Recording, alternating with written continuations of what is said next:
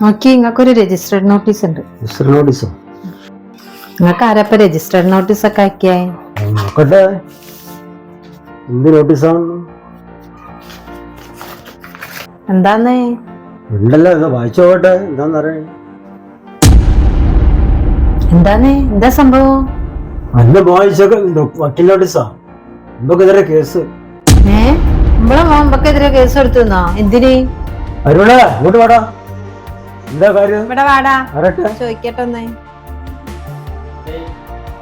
എന്തിനാണ് ഞങ്ങൾക്ക് വക്കീൽ നോട്ടീസ്? അച്ഛൻ നമുക്കെതിരെ കേസ് കൊടുക്കല് എന്താ കാരണം എന്നോ?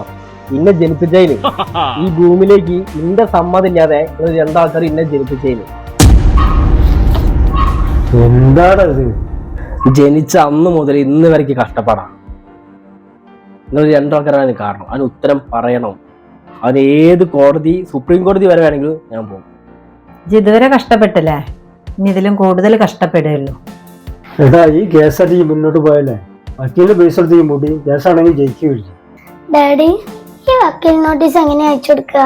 ഒരു വക്കീലിനെ കണ്ടിട്ട് പോയി വക്കീൽ നോട്ടീസ് അയപ്പിക്കുക, അത്രേ ഉള്ളൂ. അവർക്ക് ഇപ്പൊ എന്തിനാ വക്കീൽ നോട്ടീസ്? എന്റെ സമ്മല്ലേ നിങ്ങൾ എന്നെ ജനിപ്പിച്ചേ? സ്കൂളിൽ പഠിച്ച് മതിയായി. ഡാഡി പാപ്പനെ അയച്ച പോലെ എനിക്ക് ഡാഡിക്ക് വയ്ക്കണം. അത് കലക്കി കൊല്ലത്തും കിട്ടും മോളെ.